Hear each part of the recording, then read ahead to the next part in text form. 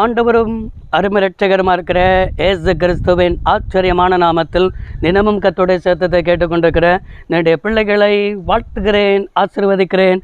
நீங்கள் ஆசீர்வதிக்கப்பட்டவர்கள். இந்த நாளிலும் கூட கர்த்தர் உங்களை பார்த்து சொல்லி கொண்டிருக்கிற ஒரு வார்த்தை, நீ முடிவு செய்யாதே என்பதாக என் ஆண்டவர் உங்களை பார்த்து தான் கர்த்தர் பேசி கொண்டிருக்கிறார். நம்முடைய வாழ்க்கையில் என்னென்ன காரியத்தை நாமே முடிவு செய்து எத்தனை தோல்வியை கண்டிருக்கிறோம், நம்ம முடிவு செஞ்சு எத்தனை தடுமாற்றத்தை கண்டிருக்கிறோம், எத்தனை சோர்வோடு கூட இருக்கிறோம். இதே போல் தான் எலியா என்கிறவன் நம்மை போல ஒரு பாடுள்ள மனுஷன்தான். ஆனால் அந்த எலியா அவன் என்ன செய்தான், ஒரு பெரிய அற்புதத்தை வானத்திலிருந்து அக்கினியை இறக்கி கர்த்தரே தெய்வம், கர்த்தரே தெய்வம் என்பதை அங்கே நிரூபித்து காட்டினான். ஆனால் அப்படிப்பட்ட நிரூபித்து காட்டின தெய்வ மனிதனே இந்த ஆகாப்புடைய வார்த்தையை கேட்டு, ஆகாப்பின் மனைவியாக இருக்கிற ஏசபேலின் வார்த்தையை கேட்டு சோர்ந்து போய் 1 ராஜாக்கள் 19ஆம் அதிகாரம் 4வது வசனத்தில் இவ்வாறாக பார்க்க முடிகிறது, போதும் கர்த்தாவே, என் ஆத்துமாவை என்ன செய்யும்,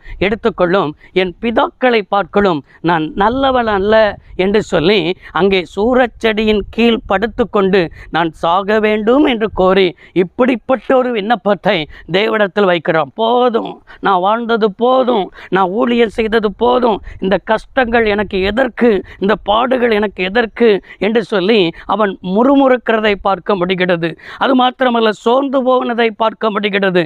இன்றைக்கும் நம்முடைய வாழ்க்கையில் சில கஷ்டங்கள் வரும் பொழுது நாம் தேவனை முறுமுறுக்கிறோம். சில கஷ்டங்கள் வரும் பொழுது நம்ம சோர்ந்து போய் விடுகிறோம். சில மனிதர்கள் நமக்கு குரோதமாய் பேசும் பொழுது, ஏன் என் வாழ்க்கையில் இந்த பாடு, ஏன் இந்த வாழ்க்கையில் இந்த போராட்டம், ஏன் இந்த உலகத்தில் வாழணும் என்று சொல்லி அவன் சூரச்செடியில் படுத்து கொண்டது போல நாமும் நம்முடைய வீட்டறையில் இல்லை நம்முடைய பெட்ரூமில் படுத்துக்கொண்டு பெட்ரூமை விட்டு வெளியில் வருவதற்கே விருப்பமல்ல, வெளியே வந்து மனிதர்களை பார்க்கவே விருப்பமல்ல, ஜெபிக்க விருப்பமல்ல, வேதத்தை வாசிக்க விருப்பமல்ல, ஆலயத்துக்கு போக விருப்பமல்ல.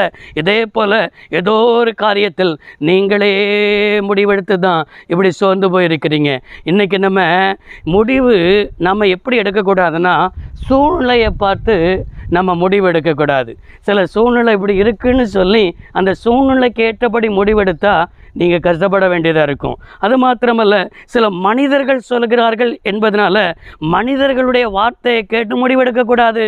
நீங்கள் நிறைய மனிதர்களுடைய வார்த்தையை கேட்டு முடிவெடுத்து கஷ்டத்தோடு இருக்கிறீங்களா, கண்ணீரோடு கூட இருக்கிறீங்களே, வேதனையோடு கூட இருக்கிறீங்களே, இப்போ ஆண்டவர் சொல்கிற மனிதனுடைய வார்த்தையை பார்த்து நீ முடிவெடுக்காதே, ஆண்டவருடைய வார்த்தையை பார்த்து தான் நம்ம முடிவெடுக்கணும். வேதம் நமக்கு என்ன சொல்லியிருக்கிறது, வேத வார்த்தை என்ன போதித்திருக்கிறது, வேதம் நமக்கு என்ன கற்றுக் கொடுக்கிறது, அதை பார்த்து தான் நம்ம என்ன செய்யணும், முடிவெடுக்கணும்.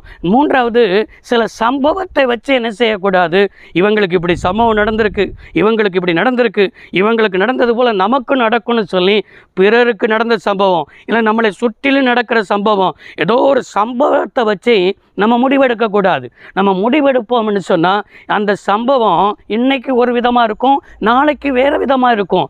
ஆனால் அந்த சம்பவங்கள் கூட மாறும், வேத வசனம் மாறாது.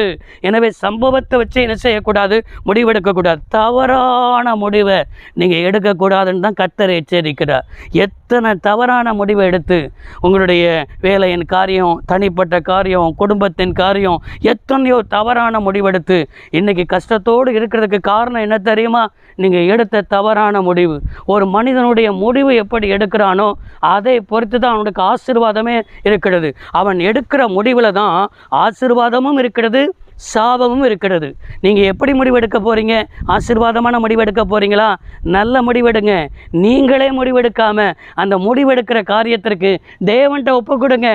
அவர் என்ன சொல்கிறாரோ அதன்படி நீங்கள் செய்ய ஆயத்தமாருங்கள். மரியாள் அதை தானே சொன்னார் வார்த்தை, அவர் என்ன சொல்கிறாரோ அதன்படி என்ன செய்யுங்கள் என்று வேலைக்கார இடத்துல சொன்னால் அல்லவா, அதே போல் அவருடைய வார்த்தையை கேட்போம், அவர் எடுக்கிற முடிவுக்கு நம்ம என்ன செய்வோம், ஒப்பு கொடுப்போம். கர்த்தர் ஆசீர்வதிப்பாராக. ஜெபிப்போம். சர்வ வல்லமையுள்ள தெய்வமே, அருமை தகப்பனே, இன்றைக்கும் உடைய பிள்ளைகள் நீர் காட்டுகிற அந்த பாதையில் நடப்பதற்கு, தவறான முடிவெடுக்காதபடிக்கு, அவர்களே முடிவெடுக்காதபடிக்கு உம்முடைய முடிவுக்கு ஒப்பு கொடுக்க கிருபை தாரும். இயேசு ரட்சக நாமத்தில் பிதாவே, ஆமென். கர்த்தர் ஆசீர்வதிப்பாராக. God bless you all.